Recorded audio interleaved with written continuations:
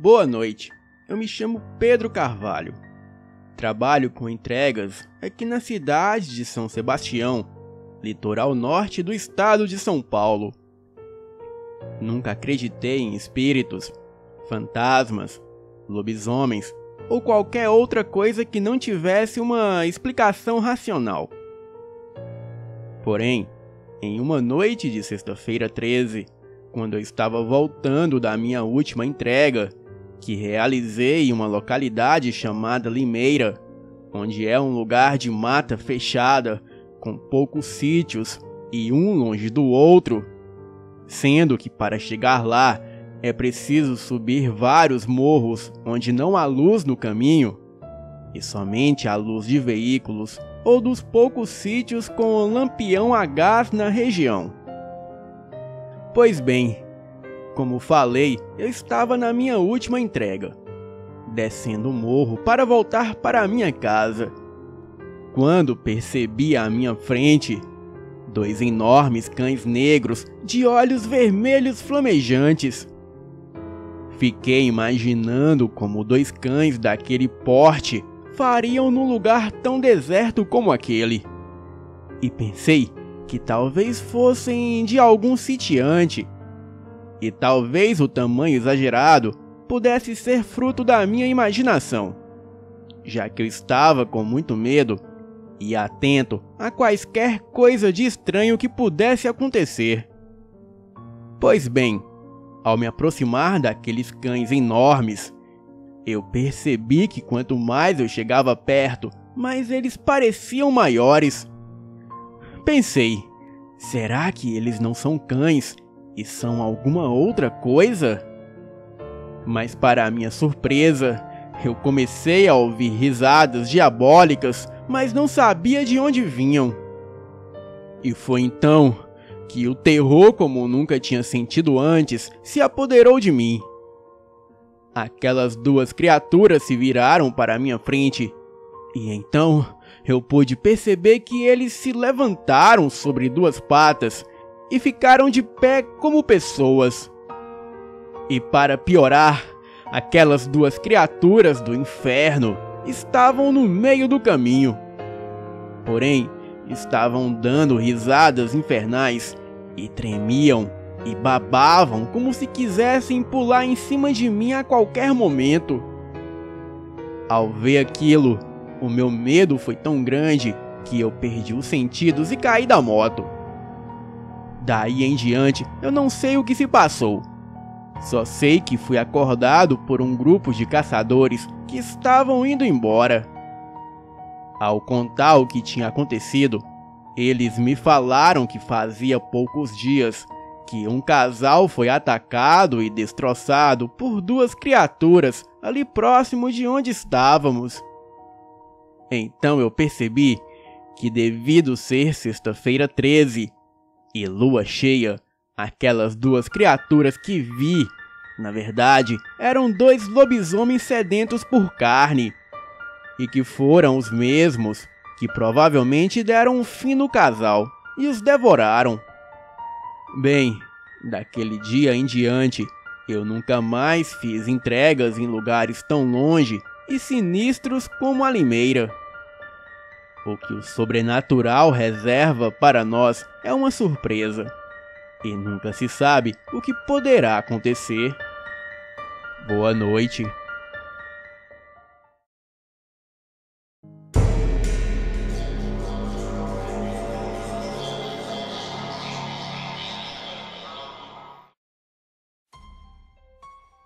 Passei a minha infância toda ouvindo meu tio David contando e recontando uma estranha história passada em Manaus.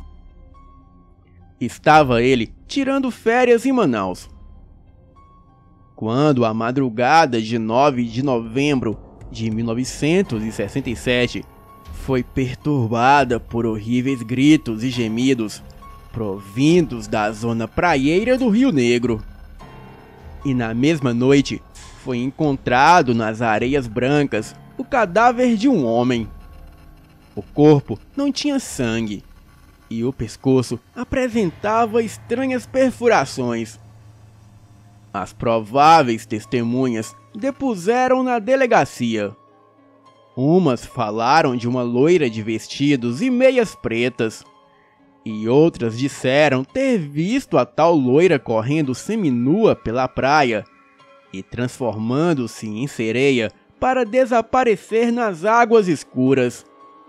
E por incríveis que parecessem os depoimentos, e apesar do descrédito geral, novas mortes se seguiram.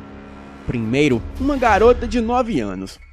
E depois, um grupo de turistas teve os seus pescoços dilacerados e os seus corpos dessangrados. Situação terrível. E pior, mais depoimentos sobre a deslumbrante loira circulava pela região.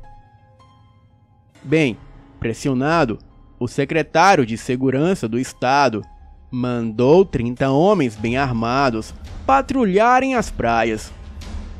Bem, tudo se acalmou por algumas semanas, até que novos ataques aconteceu. E desta vez contra os patrulheiros. E foram resultados assombrosos. Dos 30 homens armados, 13 confrontaram-se com a sereia assassina. 8 soldados morreram esquartejados e os seus braços e pernas foram encontrados espalhados ao longo da praia.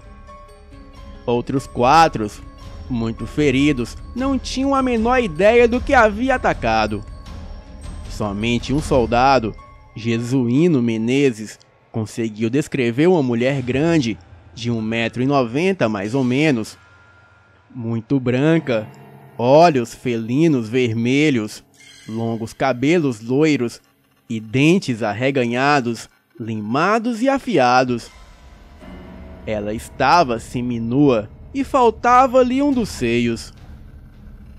Bem, agarrado à mão de um dos soldados mortos, encontrou-se um estranho amuleto. O objeto, ainda manchado de sangue, foi levado ao Museu Emílio Goeldi. E assim, deixando perplexo os estudiosos. Segundo declararam aos jornais da época, aquele amuleto poderia ser a primeira prova concreta da existência das lendárias Amazonas, as índias guerreiras que habitavam o rio do mesmo nome, assim batizado em homenagem a mitológicas mulheres guerreiras da antiga Grécia. Contudo, nunca mais se repetiram aqueles crimes nas praias de Manaus. Bem, temos aqui 2 fontes para serem analisadas. O repórter do Mirror escrevia para a imprensa séria e teve a chance de relatar o evento quando ele havia acabado de acontecer. Enquanto a carta de Moisés Damascena foi escrita 30 anos depois com um toque de história de pescador, para dar medo nos leitores. E isso faz do primeiro relato, presumivelmente, mais confiável. Entretanto, as fontes que o tio de Moisés teve a oportunidade de ler foram evidentemente mais vastas. Bem, observamos agora alguns detalhes e divergências. Primeiro, os fatos relatados no Mirror terminaram na noite anterior a 9 de novembro de 1967, enquanto na carta de Moisés Damascena, tudo começou em 9 de novembro de 1997. Segundo, o Mirror não descreve mortes, ou pelo menos não deixa isso evidente. Já as pessoas atacadas sobreviveram para contar a história.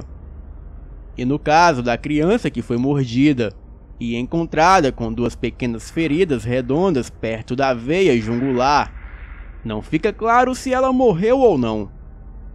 Já a carta de Moisés não poupa vítimas adultas. A madrugada de 9 de novembro de 1967 foi perturbada por horríveis gritos e gemidos provindos da zona praieira do Rio Negro. Na mesma noite, foi encontrado nas areias brancas o cadáver de um homem. O corpo não tinha sangue no pescoço e apresentava estranhas perfurações. E daí novas mortes se seguiram. Primeiro, uma menina de 9 anos e depois um grupo de turistas teve os seus pescoços dilacerados e os seus corpos dessangrados. Uma situação terrível. Terceiro, segundo o Miho, os policiais caçaram uma vampira de mini saia que rondava pelo balneário do Rio Negro, em Manaus, no Amazonas.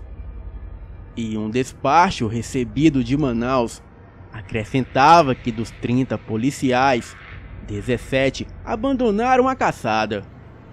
Bem, note que o Miho não fala sobre o porquê dessa decisão e nem do que aconteceu com os outros soldados que não abandonaram a caça. Já o Moisés Damascena descreveu o ocorrido pormenorizadamente. Pressionado, o secretário de Segurança do Estado mandou 30 homens bem armados patrulharem as praias.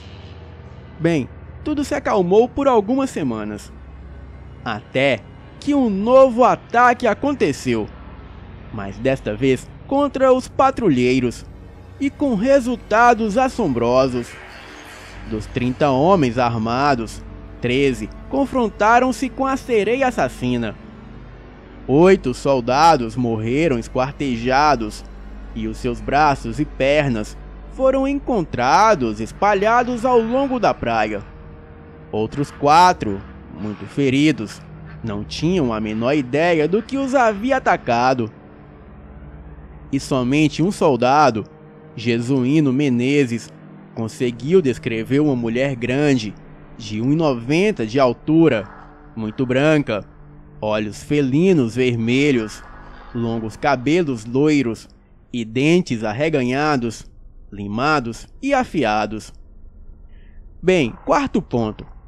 O mais importante relatado por Moisés é que a suposta vampira teria deixado um objeto na cena do crime.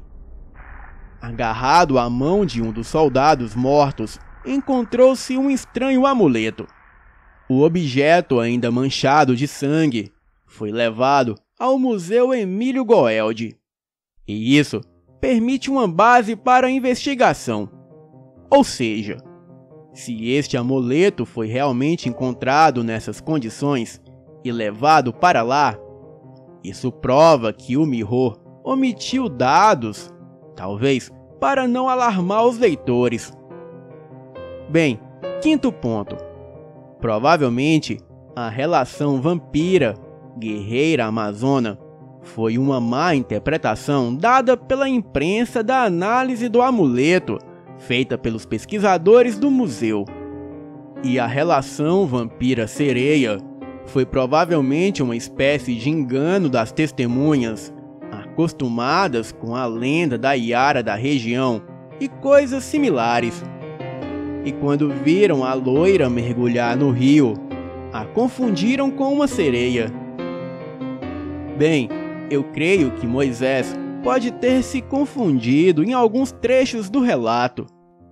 Por exemplo, a citação de que a vampira não tinha um dos seios foi obviamente um acréscimo, sofrido devido à comparação que os jornais estavam fazendo entre ela e as lendárias Amazonas gregas, que deram o nome à lenda das Índias guerreiras brasileiras, Amazona, que significa um seio.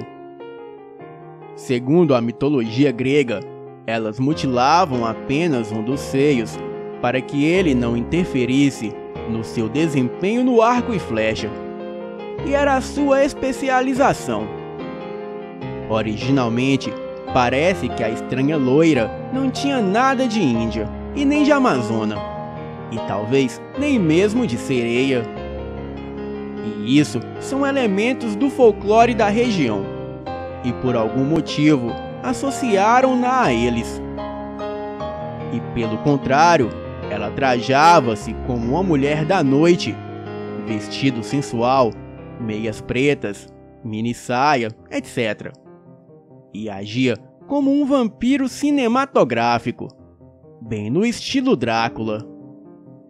A vampira do Amazonas tem poderes de transmutação, força física descomunal e deixa marcas no pescoço das vítimas, idênticas às do romance Drácula de Bram Stoker. Note também que ela foi descrita como loira, alta e branca, e parece um tipo físico europeu ou norte-americano. E apesar de haverem controvérsias, as Amazonas brasileiras não tinham muito de vampiras, exceto pelo fato que algumas versões mais sombrias da lenda contam que elas matavam e bebiam o sangue dos meninos recém-nascidos. Além disso, como antropofagia ritual, isso é um fato comum em muitas tribos indígenas reais. E quanto a serem brancas, existem algumas lendas indígenas que comprovam mesmo, que falam de mulheres brancas guerreiras, mas nada sobre seios amputados. Talvez alguma referência aos cabelos nórdicos, que supostamente aportaram por aqui há tempos. Existe uma lenda cabocla sobre a flor do mato. Bem, e essa lenda tem mais nomes diferentes, e ela sempre se apresenta como uma menina inocente ou uma mulher sensual, branca e loira, e assim faz crueldades com quem profana a mata, caçando ou derrubando árvores à toa. Num caso que eu vi, um sujeito que foi caçar com um amigo, ele matou alguns filhotes, e de repente ele se deparou com uma bela mulher e foi atrás. O seu amigo não viu a moça e tentou procurá-lo, mas não o achou e voltou para casa. No outro dia, o corpo do sujeito foi achado pendurado numa árvore próximo à entrada da mata, sem os olhos. Um outro caso ocorreu em maio de 1973, no município paulista de Guarulhos. Segundo relatou André Machado, João Carlos da Costa apareceu morto com as tradicionais marcas de dentes de vampiro no pescoço. E certa noite, no bairro de Bom Sucesso, a Maria Nogueira, outra vítima em potencial, conseguiu salvar o seu pescoço, após ser atacada de repente, caminhando por uma rua escura. E o atacante novamente sumiu como todo e bom vampiro, sem deixar vestígios. Bem, a vampira loira do Amazonas seria apenas uma lenda ou aconteceu de verdade? Mediante tantos fatos e tantas testemunhas, eu acredito que sim. E a minha grande dúvida é o que seria aquele objeto encontrado na mão do soldado, que foi levado para um museu e nunca mais se teve notícia. E acredito que o desaparecimento deste objeto só reforça mais a história da loira vampira do Amazonas. Boa noite.